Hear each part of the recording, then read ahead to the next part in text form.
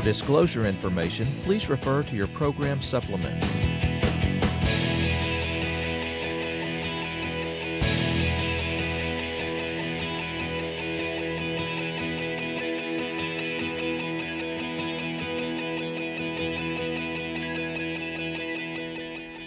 Hello and welcome to the Partnership for Patients Education Series. Healthcare events of harm occur all too often in hospitals across the United States. They're devastating to the patients and families and traumatizing for the physicians, nurses, and other healthcare workers involved. Providing high-quality care that is safe, reliable, and focused on the well-being of both people we serve and our provider workforce is a journey that takes an organizational culture committed to supporting these behaviors. I'm Dr. Robert Dean, Principal of Performance Improvement for Vizient. I'll be your moderator for today's program. Today we will talk with leaders from MedStar Health and a patient advocate to learn about how they are in action to achieve true transparency for adverse events. We're broadcasting live today from Washington, D.C., and we're glad you're with us.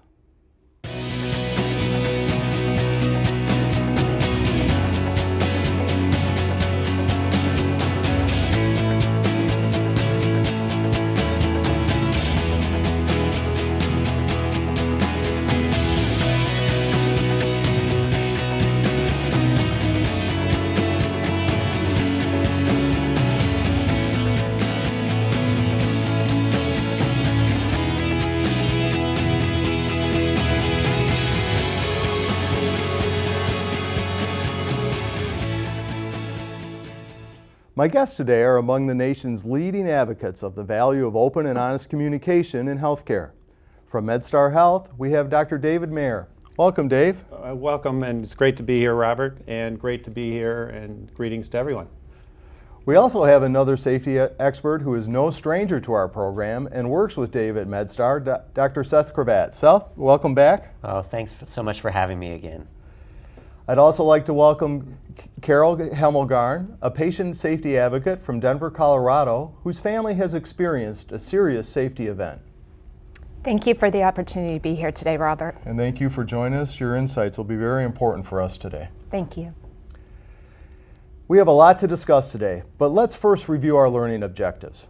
After reviewing this program, you will be able to describe MedStar Health's high reliability strategy.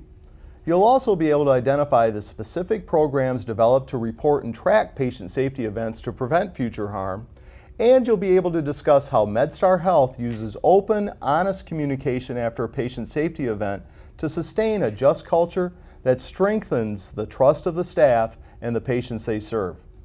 You'll find supplemental information on our website. Please visit the address on your screen to access the slides from today's program and download relevant tools and resources that you can use in your safety efforts. You're an important part of our program and we want to hear from you. Here are two ways you can join us. First, you can chat with us online. If you're watching on the web, send us your questions or comments at any time. Just type your message and click submit. Or you can email us at visientvideo@visientinc.com. Whatever's easiest for you, please join the discussion. And now let's meet our guest. We have with us Dr. David Mayer, Vice President of Quality and Safety at MedStar Health. Dave, welcome again, and please tell us a little bit about your background and your role at MedStar. Thanks, Robert. It's great to be here. My current role at MedStar is I am the Vice President for Quality and Safety across the MedStar Health System, and I'll share a little bit more about the MedStar Health System in a few minutes. I've been at MedStar for 4 years now. Previous roles were at the University of Illinois in Chicago, where I held a number of positions there, but many of them related to the quality and safety of the care we provided at the University of Illinois. And as a professional background, I'm a clinical anesthesiologist, and so spent almost 25 years in the operating room learning safety and quality from that aspect. Great. Thank you for joining us. Looking Great to forward be to here. the conversation. Next, we have Dr. Seth Krevat, Assistant Vice President of Safety at MedStar. Seth, welcome back, and please tell us about your background and your role again at MedStar. Absolutely. Great to be here again. So I've been at MedStar for approximately 5 years now. I started at MedStar at one of our smaller hospitals and then have been the Assistant Vice President for Safety for over 3 years. I'm a physician. I'm board certified in internal medicine and also subspecialized in hospice and palliative medicine. My role as the Assistant Vice President for Safety is developing the vision for our patient safety program here at MedStar, and then operationalizing that across the system. Great. Thanks again for joining us. Carole Hemmelgarn joins us today as an advocate for open and honest communication, whose passion is driven by her family experience after the loss of her daughter, Alyssa. Carole, welcome to the program, and please tell us about yourself. Thank you, Robert. Honestly, I wish I weren't sitting here with you today. I'm here because a few years ago, I lost my 9-year-old daughter, Alyssa, to medical errors. And there's one thing, if you ask those of us in the patient advocacy world, it's not that we want to do this work, it's that we have to or need to. We need to make sure that the systems that harmed our loved ones aren't doing it to others. So one of my goals here today with all of you is to make sure that your systems can be the safest that they possibly can be.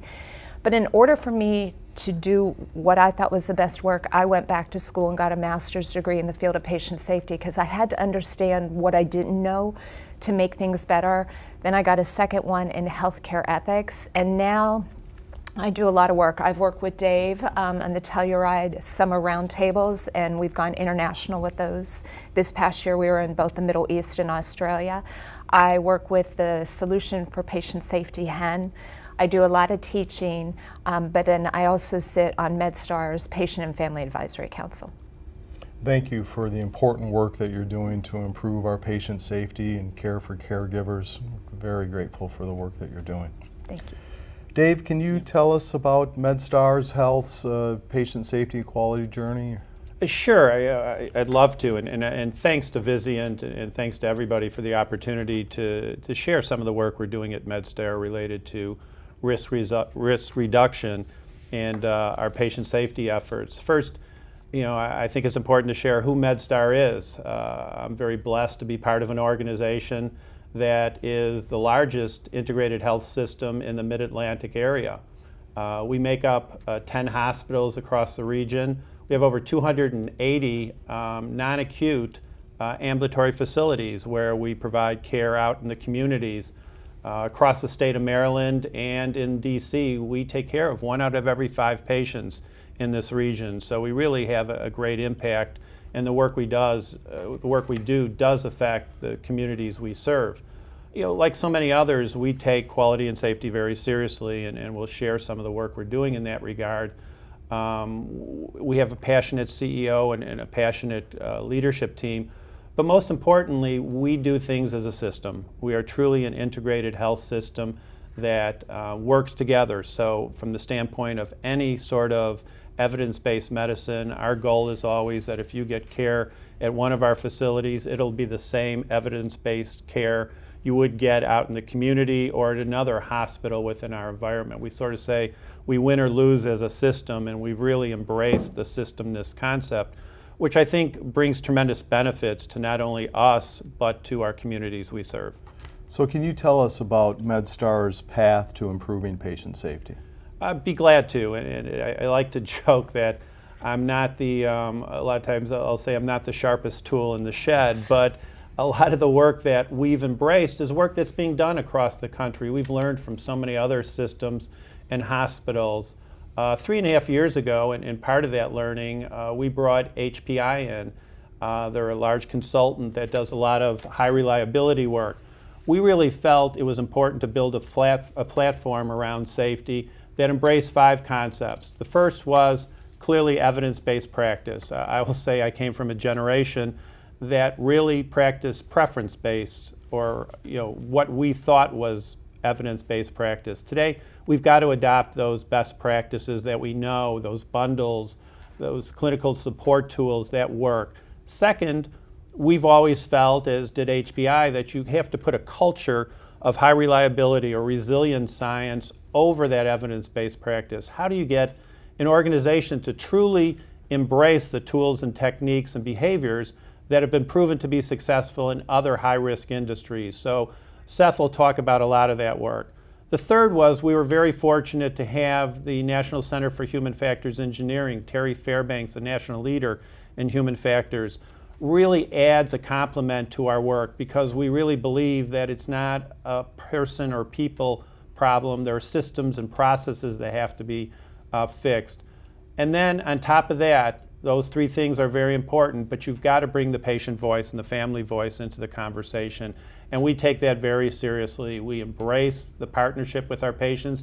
They help us make our care safer and higher quality.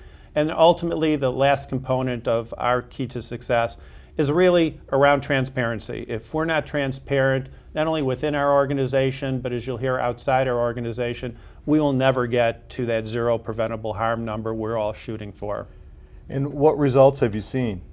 We've been very fortunate to see a lot of good results. First, from an outcome standpoint, we have become much more transparent as an organization. 4 years ago, we followed a few metrics. Today, for our board, we prepare a 30-page quality and safety board package that every one of our board members goes over.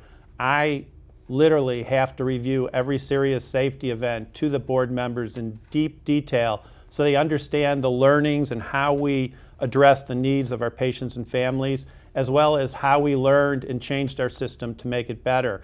And this occurs not only in our acute care situations, but in our ambulatory and even our home care environment.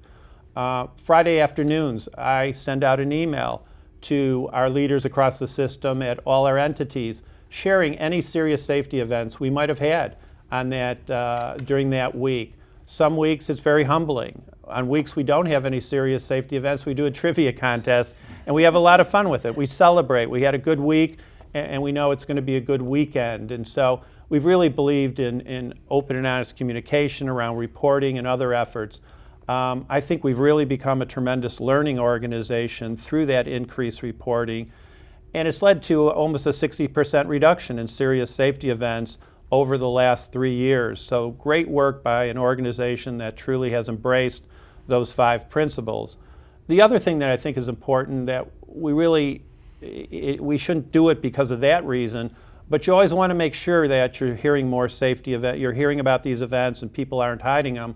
I always like to compare how we're doing in claims and medical malpractice, because if you are truly seeing reductions in serious safety events, you should also be seeing improvements in your medical malpractice. And we've seen substantial savings in that line too over the last 4 years. And that makes me feel good that all our numbers are going in the right direction. Yeah, that's a great correlation between the two. And the other thing, as you said, as you increase transparency, you actually increase the number of incidents that are reported, the events that are reported. So to have a 50% reduction despite that increase is very impressive. And I know our viewers are going to want to hear more detail around the strategy and tactics that you're using to achieve those results. Yeah, we're excited to share them.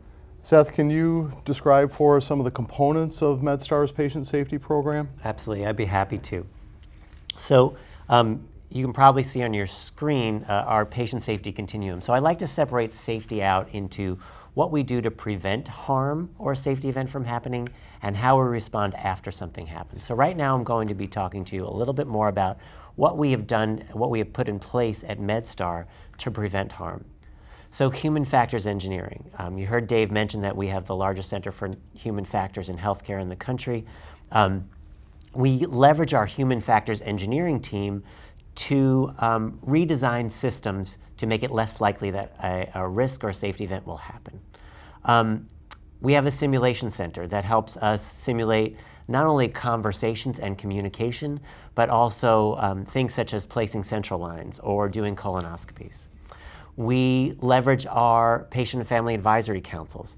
They really guide us where we're supposed to go. Patients and families see events and see risks that we don't see as healthcare workers because we're used to living in that system. We accept a lot of things that are risky that they can tell us about.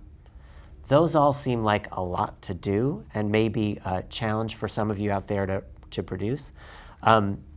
Same thing with our work around high reliability. Big work that we've done around that. We've trained about over 2,000 leaders, which is approximately 95% plus of our leaders in MedStar, around the principles of high reliability. On top of that, we've trained around 350 local people who train the frontline providers and caregivers on how to use the tools of high reliability. Finally, we have a Good Catch program, and this is something you absolutely can do out there. So once a week, I send out an email called our Good Catch Monday email, which talks about something great that one of our associates has done from a safety perspective. Once a month we go out and we surprise somebody with a plaque and a gift certificate. And annually now we have had 3 annual luncheons to celebrate all these people. That is actually something really easy that you could go out and do today and make not only impact on safety by sharing information, but also engaging and celebrating your associates and your employees who are doing such great work on the front lines. So I love it. It's really a two-prong approach. It's top down, bottom up. So the engagement of your leadership and then the engagement of the workforce at the patient level. Absolutely. And you can't underestimate the value of either one of those components in changing that culture. True, yes. We have approached it from both angles. We have terrific leadership that is fully engaged, and now we have associates and frontline caregivers who feel the same way. The top 2 tiers of your safety program are patient and family engagement and then transparency. Dave, can you describe for us MedStar's approach to patient and family engagement? No, I'd be glad to, and for those that, you know, both Seth and Carole, but others that have heard me talk at different meetings, one of the points I always bring up is I have learned more from our patients and our families through the years about quality and safety of care than I have from many of my colleagues. They see things, they understand things, and their voice at the table, I will tell you, has made us a much safer system. A lot of this came from many years ago when Carole referred to the Telluride Patient Safety Roundtable that we started in 2005. That was something that, thanks to wonderful people like Rosemary Gibson and others, we understood the value of bringing that patient voice to the table. And so in 2005, we brought patients and family members to the table to talk about issues related to patient safety. How do you teach? How do you train? How do you implement programs? And they added so much value to that, and it's really enjoyable to see that this patient-family voice concept is growing across the country. When I first got to MedStar 4+ years ago, that was the first thing I did. I picked up the phone and I reached out to people like Carole Hemmelgarn, to Rosemary Gibson, to Helen Haskell, to Marty Hatley, and said, I've just taken a new job, I need your help, and will you come to DC and help us do some good stuff at MedStar? And every one of them really stepped up and said, yeah, we'll be there. And they really connect with us and help us move that model forward in how we do things. Great to have that network. Yes. Carole, you're a member of MedStar's Patient and Family Council for Quality and Safety. Can you describe to us what your role on that council is and what your experience is? And I emphasize quality and safety because it's not patient engagement to say what the rooms look like. Right. It's to improve patient safety and quality. Absolutely.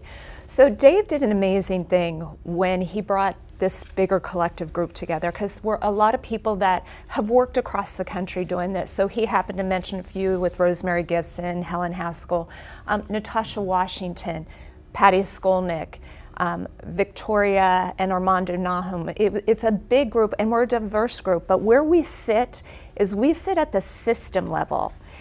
And what's most important though for all of you and your organizations is you're going to have these patient and family advisory councils at your local level. They're best at the hospital, in your community, where you have the census of what your organization is like. And what's great is we provide a higher strategic overview, but then it rolls down to all the various hospitals at MedStar, and it needs to be the frontline work. So Robert, to your point, when you have a successful council, they're doing things like hand hygiene. They're talking about how do you maybe identify sepsis, pressure ulcers, falls. They're working in tandem with your frontline staff to help keep patients and families safe. And it's really two-way communication again. Absolutely. From the local level to the system and vice versa. Bidirectional, always. And what led you to this work? Some years ago, I lost my 9-year-old daughter, Alyssa, to medical errors. She was diagnosed on a Monday, February 26th, and she died 10 days later of medical errors on March 8th. And she did not die from her leukemia, you know, that so many people try to say. It was what happened afterwards that really led me to this, and why I'm so passionate about disclosure, communication, transparency, is the organization where she died shut down on me, and took them 3 years 7 months, and 28 days to have the first really honest conversation with me. And if there's anything I can say to all of you, that is no way to treat another human being. It's inhumane. But many things were lost along that time, and that's why I'm very adamant about the new program that came out last month from AHRQ, which is called the Candor Toolkit. And it's because it has a process, and it's important to have a process in place when harm occurs. And the Candor Toolkit is soup to nuts, starting with reporting and how you care for the caregivers at the end of it. And they're really it's about learning, because if you're doing this and you're not learning, then harm is going to happen again. And when you harm us again, that's a second tragedy to us. All right. Can you tell us, what does the acronym of CANDOR stand for? Sure. CANDOR is communication and optimal resolution. That's what the title stands for. Okay. And to highlight some of that, we're going to move to a video that is going to exemplify some of the transparency and some of the patient engagement that has occurred at MedStar. We have a story from Jack Gentry and his wife Teresa, who incurred devastating harm. Let's take a look at that video. In the summer of 2013, I began to experience a shooting pain in my right arm. I was having a difficult time holding a golf club.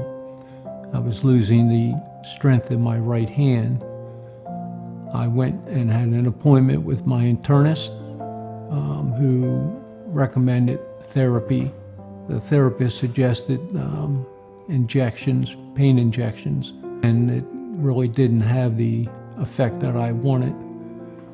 Dr. Tortolani recommended surgery, and he explained that there were two ways to do it. One was to fuse the disc, but there was a second method, was relatively new, but he had done it successfully, and that was to replace one disc with an artificial disc and then fuse the second disc. Things didn't go as planned. The 2.5-hour surgery took about 5 hours. While I was sitting there waiting, the attendant asked me to go to a back room and take the phone with me. And I was thinking, oh, he's finished. He just wants to tell me that they're done and he's moving on and, he'll be out shortly. And instead it turned out that he said things weren't going very well. One of the instruments that he was using malfunctioned and struck my spinal cord. It was a dire prognosis for quite a while, especially in the beginning, finding out that, thinking now he can't move anything from the neck down, and what do you do? What happens at that point? I lived an active life, with backpacking and camping with my wife and my children.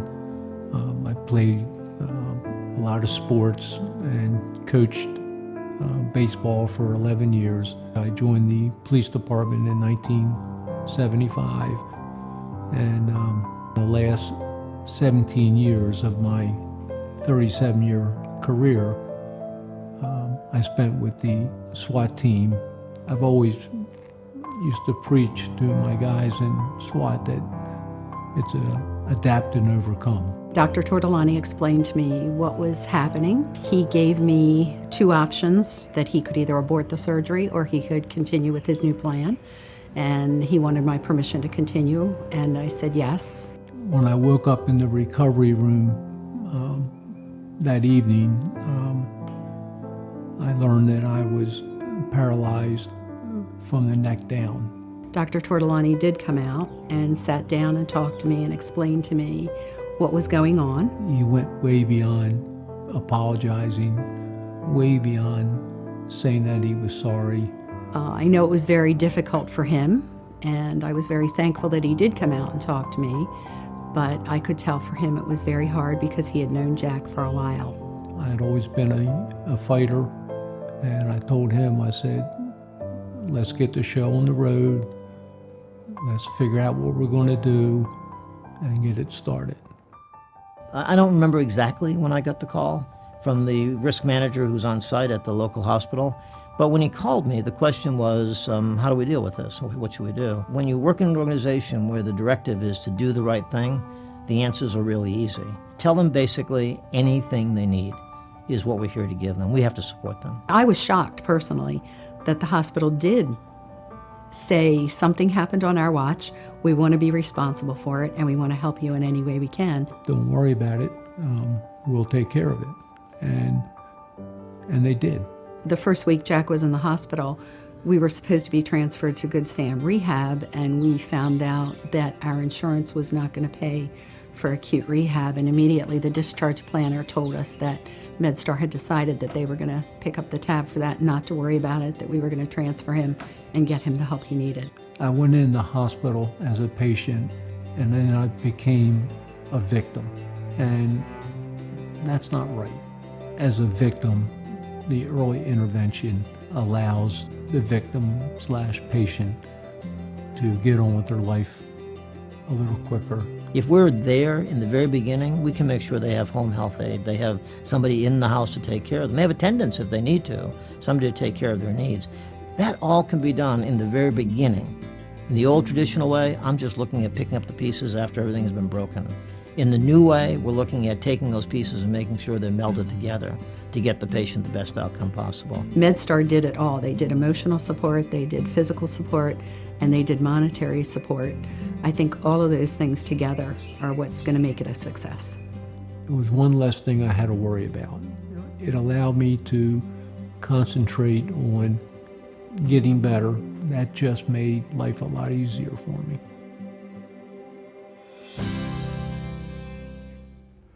Carole, as a patient advocate, can you respond to the Gentry video? Robert, it's always hard to watch anything when you know someone has been harmed, because I mean there's great pain and suffering that goes into that. I think the biggest takeaway from that for them and everyone else is MedStar did the right thing, and they worked with this family, and it was opposite of our personal experience, and that shows that we're going in the right direction, and it shows the importance of transparency, and when harm like this occurs, what you do to make it the best possible situation you can. I want to come back to the Candor program. Can you go a little deeper into what it is? Sure. So Candor has a couple key steps. The first one is you need to identify or report what has happened. The second thing is you've got to have someone there starting to go and collect the information. You've got to figure out what that is, and you have to start right away to communicate with patients and families. Then you're going to go into having a conversation with them, starting to disclose, but realize disclosure is not an event, it's a process that transpires over time. The fourth thing then you're going to do is you've got to do an analysis of it. You've got to figure out what happened, because that's where the learning takes place. And then you end with the resolution. So when you do the program correctly, you're going through the steps. One of the other things, Robert, is the old culture was like patients and families really weren't involved. And now we're getting them involved right away. It used to be a deny and defend, where now we're about transparency. We're learning to act rapidly instead of saying we're going to wait for a month till everyone can meet and talk about their reporting. And it's the learning is being spread across organizations. Just one hospital, MedStar, it's shared throughout the whole system. And those learnings need to be shared throughout the country with everyone who's participating today. And Dave, how does Candor fit within MedStar? Well, Candor is a big part of MedStar and how we do things related to serious unanticipated outcomes. I think how we as a health system and as a healthcare industry respond to serious unanticipated outcomes really defines who we are as care teams and hospitals and health systems. So it's important to have a program like Carole was sharing in place. I think the Gentry story and Jack and Teresa are good friends and have, you know, it's Very unfortunate what happened, but how you respond to an event like that through open and honest communication, immediately engaging in that conversation, if appropriate, an apology as we did, and then support of not only the patient and family needs from the beginning and through the continuum, but how are you supporting your care teams? They are devastated when these cases occur. No one comes to work with the intention of harming somebody, and so it's just very difficult. And you have to bring transparency around all of this, because that's how we learn. If we don't learn from these events and we don't change our systems and processes through an open and honest communication process, shame on us, because we end up having the same events happen over and over. So candor opens an organization up to have those conversations and to learn. You got to see Larry Smith in the video. I think Larry is one of the best, if not the best, in understanding how to manage risk in an organization. Larry has believed in this culture for 12 years now and has instilled a candor-like model at MedStar. It's not easy. This is difficult work, and it does take challenges, and the organization has to be ready to do the work in a comprehensive way. The history of the work is it started really with a gentleman, Rick Boothman in Michigan, and work that was done with a team of us at the University of Illinois called the 7 Pillars Program, which was responding immediately to serious unanticipated outcomes, having open and honest communication, apologizing, and learning from every event. It was wonderful when the 7 Pillars work became a AHRQ Action 2 task order. And it was even more appropriate, and we were very fortunate to be chosen because of our MedStar's culture around wanting to do this, plus many of the team members that come from Illinois who were involved with the 7 Pillars. And we were able to now take this program, create the toolkit with ARC and a couple other health systems across the country that's now available on the AHRQ website. I am a personal believer that this is one of the most important programs to come into healthcare in the last 10, 15 years, because it encompasses everything we need to do to make our system safer. Seth, other details on this? Yes, so I want to reiterate what Dave said to all of you, that when something bad happens to one of our patients who entrusted their care to us, how we respond really does define us as an organization. These are horrendous events for the patients and families, and they're hard for us too. So what we've developed at MedStar, using the tools of candor, is what we call our GO team, which is very similar to the NTSB, the National Transportation Safety Board's GO team. When something bad happens to a patient, when we call them, there's a serious unanticipated outcome, something that you didn't anticipate was going to happen. Patients and families have told us that this is like a plane crash for them. Historically in healthcare, we have responded slowly, if not at all. We don't know what to do. We don't respond. We don't speak with them. We don't do a good evaluation. And so our GO team is our response to that. How do we do this better? And we do it through addressing 3 main components. The first thing we did was we trained teams of people at each one of our hospitals through simulation and didactics on how to communicate with patients and families when something goes wrong. Sending people out without training doesn't generally work. So we wouldn't send a surgeon in to do a back surgery without training. We shouldn't be sending people in to communicate with patients and families without training. So we have experts at each one of our sites who can be called in to coach people as they speak with patients and families. We also, and I want to reiterate what Carole said earlier, is that disclosure is not an event, it's a process. So one of the main points we make over and over is you go and you speak with them, but afterwards you have to follow up. It is imperative that you follow up as you find more information. If you go in immediately, you're not going to have all the pieces. You need to go in again and again. The next component, the second component, was taking care of our caregivers. So with all the safety events that I've reviewed in my career, I've yet to come across one person who has come to the hospital that day and intended to harm somebody. It is rare if it ever happens. Keeping that in mind, people come to work in healthcare to heal people. And when something goes wrong, it's devastating. They are stressed about it. They can come back to work either engaged or devastated, or they may leave the workforce altogether. So we have teams of people to provide that support now at each one of our sites. And finally, we know that learning has to happen. So we have leveraged the tools of our human factors group.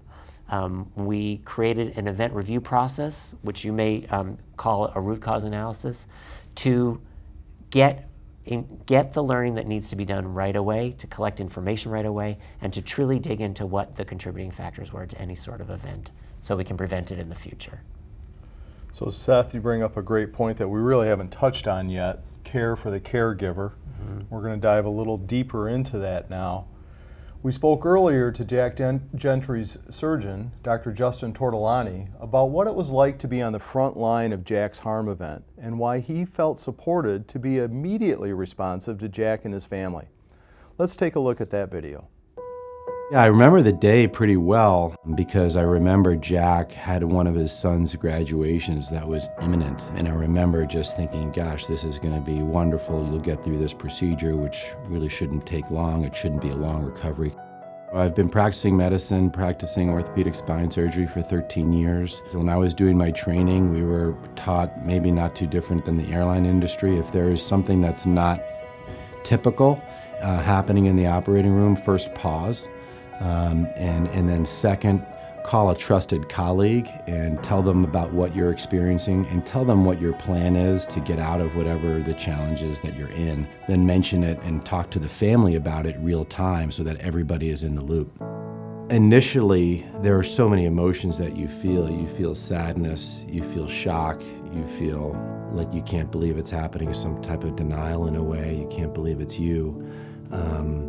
But at the end of the day, you know, in our profession, you know that sometimes complications occur, and you know that you have a tremendous training to help others, so you can't stop your work. The best thing to do is actually to see the patient more often and communicate with the family more commonly, and to be even more present with them. The difficulty that I have had with this gets to just trying to internalize something that was really tough, but their family has made it so much easier for me.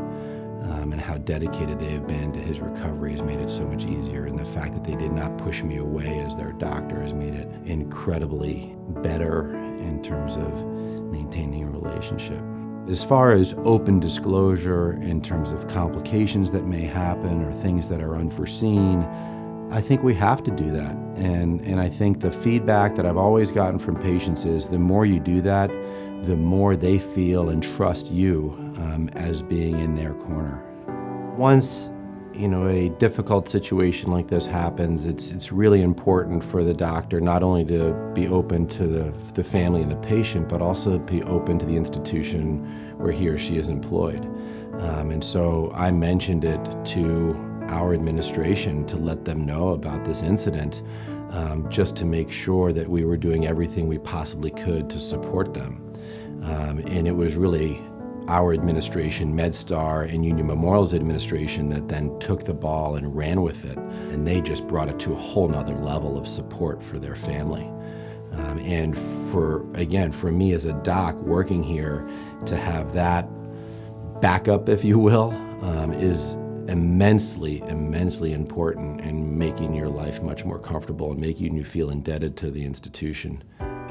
And I think even if I was trying to picture myself being in a private practice where I wasn't full-time with a hospital, I think my relationship with the Gentrys would have completely separated. I think there would have been a large lawsuit against me, and it would have created a completely different emotional environment.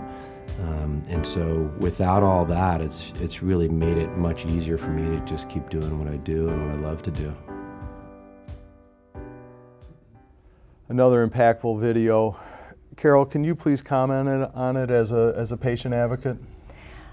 I think it's so important that caregivers are taken care of as well. I can tell you in our own personal situation, the second-year resident caring for Alyssa walked out and quit, and the system did not take care of her. She subsequently came back and finished the program, but that's not how you treat your employees. So we are harmed, but we don't want care providers to be as harmed as well. And we can heal in tandem, it's much better than suffering in silos like we currently do. And Dave, like you, I'm a cardiac anesthesiologist, and sometimes things didn't go as planned in an operating room, and when it's over with, the expectation is you'll get the next case started. Oh, believe me, I know that feeling, and I hear you. I know Justin Tortolani. He is my physician and has taken care of me in the past. An amazing physician, an amazing doctor, and I will tell you, he relives this case in his mind many times, trying to figure out, was there something, we all do, was there something we could have done better? Was there something that we might have changed? And so we take these very seriously, and he's worked with us trying to make sure that we learn from every event and improve our system so others that are put in the situation he was at that time and the decisions he had to make have more information to make that decision and when they need to. And we know that there's caregivers inflicting self-harm after these events as well, so having support there is so important. Yeah, too many nurses, pharmacists, physicians have either left practice or worse, they've committed suicide and taken their own lives because they haven't been supported. Again, something we as a system have to do much better at in supporting those. And Lucian Leap always would say this, we need to bring more joy and meaning back to our workplace. Right. And I think what Seth described in the Good Catch programs and Good Catch programs that you're doing out there do exactly that. Great. Now it's time to get you involved. And there are two ways you can join the conversation. First, you can chat with us online. If you're watching on the web, just type your question or comment and click submit. Or you can send us an email at visientvideo@visientinc.com. We've had some questions come in, so let's get some answers to those questions. How do you define the right-away component of event analysis? What's your time frame, and what do you include in the investigation? So right away is immediately. Immediately meaning if something happens, we are training people throughout MedStar to report it. So report it locally, report it to their risk manager, report it to their chief medical officer and their chief nursing officer. That's right away. So it is immediately because we want to be able to communicate with our patients and families right away. We want to be able to take care of our caregivers. If it's a devastating event for that caregiver, we may need to pull them offline. That's the right thing for them, and it's the right thing for the patients. And then from a safety standpoint, a system safety standpoint, we need to start collecting information right away. If we go back to the plane crash analogy, the NTSB does not show up 3 weeks later to start collecting data on what happened. When you go out and do these, you want to collect telemetry strips, you want to see what the environment was, how sick were the other patients, what was the staffing like, was it noisy, was it light, what was going on at that moment. The more time you wait before you go get that information, the more opportunity you have to lose important facts. Yeah, and Robert, I just wanted to emphasize one thing that Seth said that it's so important. It's that immediate response, and many times people go, well, what could you tell a patient and family 5 minutes after an event happens? And many times you can't, and that's exactly what you're saying. You're telling that patient and family immediately that we don't know what happened, and we're just as confused right now as you may be. But we make a promise to them that we will figure out what happened. We will learn, we will dive into that as deep as we can, and with everything we learn, we share it with them during that process until we've come to a full resolution of what exactly happened and why it happened, so they understand and we can answer their questions in the best of our ability. So this next question picks up somewhat on this timeliness. Was there a call to risk management before the surgeon enlisted Jack's wife into the decision to continue the surgery or about the surgery? There wasn't right away. In fact, what we do and what we train people to do is the most important thing immediately is the well-being of that patient, and we have to make sure that that patient is taken care of, that patient is stabilized, and that's exactly what Dr. Tortolani did. He had a conversation, as you heard, with his partner, trying to think about what were the steps he might take. Getting that second opinion, that second thought process is so important when you're in these situations. We know that as physicians. And then the ability to call Teresa and share with her the options that he was considering and get that buy-in to make sure she understood and was aware and could express maybe some values and preferences that she wanted to have in the conversation. It's then, after that decision's made and he goes back into the operating room, that somebody from the OR would have called risk management. Okay, great. And that is another really powerful point, that you're not in this alone. Call a partner, get another perspective, some opinions, so that you have more information when you are presenting options. And wherever that call comes in, be it risk management, many of those calls come to our safety office. They come to me, they come to Seth. No matter where those calls come in, that's when we activate that GO team and we make sure we've got that full set of people who are responding in the ways that Seth mentioned. Our next question is a little different direction. When you do simulation training, who's involved? Physicians, staff, managers? Who's involved in the training there? So we do all sorts of simulation training. It depends on what kind of training it is. So when we did simulation training around communication with patients and families, we actually use actors. We call them standardized patients. We give them scenarios, but it's whoever wants to be involved in that kind of work. So it could be the risk managers, it's nurses, it's physicians, it's the pastors, it's social workers. That's that kind of simulation. If we're doing simulation around central lines, it's going to be people who are involved in placing the central lines. If we're doing simulation around ACLS, it's whoever would be in that room. So it could be nurses and pharmacists, physicians, so that it really depends. But they're all different kinds of simulation, and it would depend. This next question says, are family members involved in the root cause analysis or event review process? So what I've heard you describe is an event review process, not necessarily a root cause analysis. Can you discuss a difference between that and are patients involved in either or? I'll jump into the first part. Seth described, it is a different process. We really look at it as an event review. We believe language is very important. Many times the concept of a root cause analysis and an investigation gives care teams, it's not as open and communicative. We try to make sure our interviewing processes are correct. In regards to patients, we try to engage patients or family members who've been involved in that harm event immediately. We want to get their thoughts, their ideas. Does our timelines and our things we're discovering correlate with their perceptions of what was going on? So many times you could learn from patients and families during that event process because, as Helen Haskell has said many times, they're the only ones who are there through the whole time period we come and go. So we encourage that. Many times patients and families don't want to participate in that initial. They have trouble trying to share information. We encourage it, but we can't guarantee it happens all the time. I think the important part is then when you get into the discovery and learning portion of it, many of these things are at a higher level than that particular patient or family member may comprehend. And when we bring in experts related to medications or electronic health records, the conversations about how do we improve our system.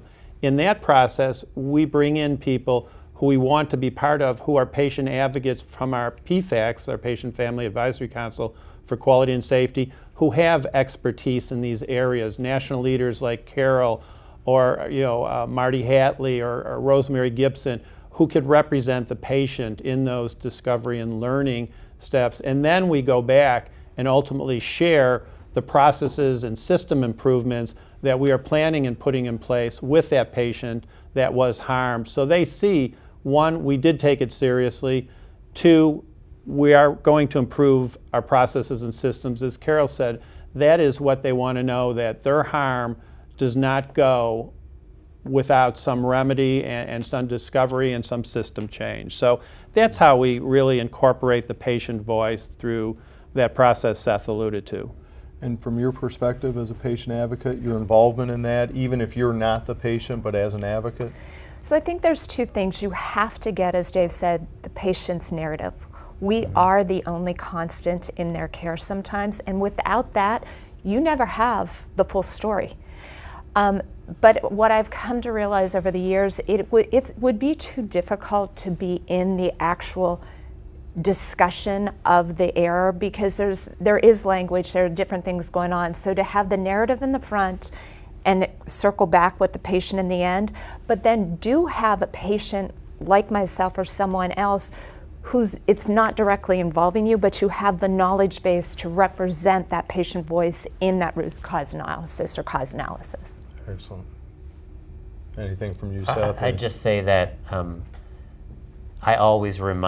we remind ourselves that the patient and the family are the only people who are there for the entire scope of the care. And even if they're not directly involved in the event analysis, they keep us honest. We come up with solutions and have ideas all the time in healthcare that don't necessarily work for our patients and our families, and they keep us honest around this. We have a lot of questions coming in, so we'll try and get through as many as we can in the next few minutes here. How do you handle post-discharge discovery of an event or an error? And I presume you're saying post-discharge discovery, if the patient goes home, but then something is discovered afterwards. Well, I'll tell you, about 6-7 years ago, MedStar had a situation where we, through compounding of potassium solutions, we had made a mistake and compounded a solution that had extra potassium in it. We thought it had 40 milliequivalents, it had 60 or 80 milliequivalents.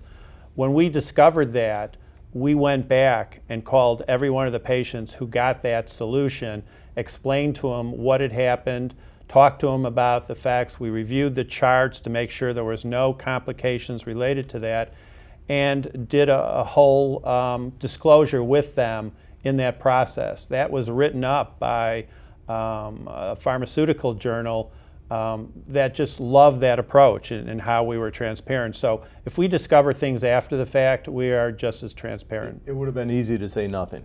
Yeah, it would have been easy to review the charts and say, oh, nothing happened here, no one seems to be harmed, let's just walk away from it. No, we made about 350 phone calls and had those conversations with those patients. And that's a tribute to Larry Smith and the leadership of MedStar. Great. We have another question on Go teams. Who are on the Go teams? So on the Go team, different parts of the Go team. So first thing you have to do is activate it. So you activate the Go team by reporting the event. So I cannot underestimate the need for a just culture, a culture that is non-punitive in nature, to get people to report. If people don't want to report, you will not hear about these events in a timely fashion. You may not hear about them until you get a lawsuit, or you may never hear about them at all.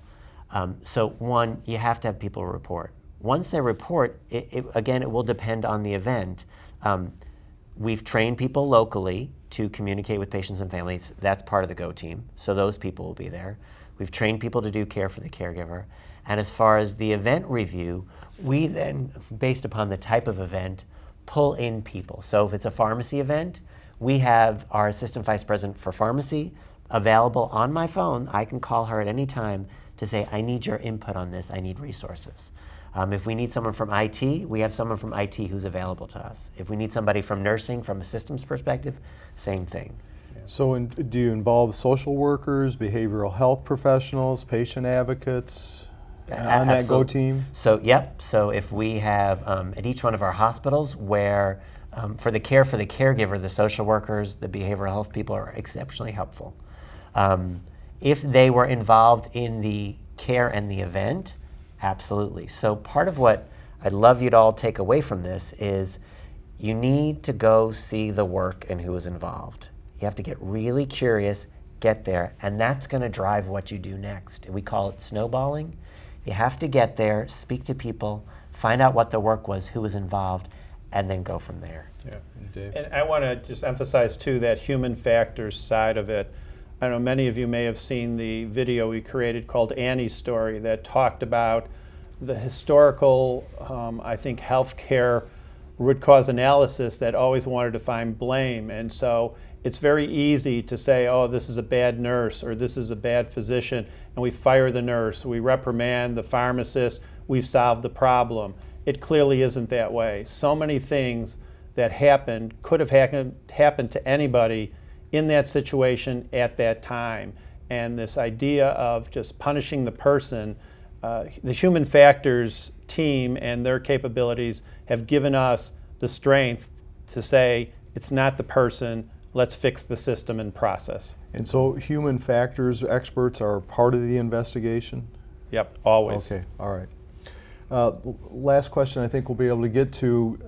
Has MedStar had any communication with the Maryland Medical Board to support your program? And specifically, I think we're probably Yes. talking about candor and... Yeah, and I will say that Jack and Teresa Gentry have really been passionate about this work, and how do you get legislation at both the state and federal level that starts supporting this work, that puts in the right protections for health systems and hospitals that want to do this work without this big fear of litigation. There's still the feeling that if you're open and honest, it's going to be a financial Armageddon and you're going to bankrupt the hospital. And we've seen, at least in our practice and others across the country, it hasn't been that. So Jack and Teresa have been working with us in the state of Maryland trying to get legislation around a candor-like a program, that hospitals that implement a comprehensive program around preventable medical harm are given certain benefits and allowed to do the program correctly as needed. So a lot of work being done at the state level and more interest at the federal level. And do you bring patient advocates in for those kind of conversations, saying this is the right thing for patients as well? Yeah, in fact, when we went to the congressional leadership in the state of Maryland, Jack came and testified about why this program was so important, and his brother, Jim Gentry, who's a leading plaintiff's attorney in the state of Maryland, came and testified about the power of this program and why it is so needed in healthcare today. Thoughts? Absolutely. I think if you talk to any of us, we're supportive of having policy and regulations around this that'll make it easier for us that have suffered harm, but the organizations to do the right thing. We do have time for one more question. What's your approach to involving physicians that may be resistant, physicians that may not be part of your integrated employed group, if they don't want to participate in a disclosure meeting? How do you approach that? That is the biggest challenge out there today. When we did this program, or the 7 pillars at the University of Illinois, and you look at other academic medical centers models, they have a closed health system. All the physicians are employees and covered by one medical malpractice captive or insurance. Doing this out in the communities requires more challenges, and it's why it's critical, and fortunately, that other medical liability companies are starting to see the value in this and going along with it. There have been times at MedStar where we knew we had to do the right thing, but that physician, who wasn't an employed physician at MedStar, who was insured by another medical liability company, just said that's not the way we do business, and we would have to go it alone. And but thank God to our CEO, Ken Samet, who says we do the right thing for our communities, and if it means we do it alone and without that physician, so be it. So it is one of the challenges of doing this program, but more and more physicians are coming under an employed umbrella, and so it makes it easier to do the right thing all the time. Does it matter to you who the physician is in terms of advocacy? No, because you don't know the background. Are they employed? Are they not employed? I mean, you just want the best physician, and you want a relationship that you can trust them if something does go wrong. You're going to have an honest conversation afterwards. Great. Well, that's all we have for this program. Thank you, panel, for your knowledge and insights. Very, very moving and helpful. We also want to thank Jack and Teresa Gentry for sharing their story, and Larry Smith and Dr. Justin Tortolani for sharing their experience and making themselves available for our taped interviews. And thanks also to the Hospital Engagement Network for their ongoing support of this series. If you registered in advance, the program evaluation will be emailed to you. Please take a moment to complete it. We use those extensively. For those who could not view today's program live, it'll be posted on our website for on-demand viewing. The address is at the bottom of your screen or in your supplement. The Partnership for Patients series continues on September 13th, a couple months from now, on the topic of lessons learned from the Partnership for Patients. So please mark your calendars. We'll be sending you details, and we hope you'll join us. Now, from the Partnership for Patients, I'm Dr. Robert Dean. Thank you for watching today.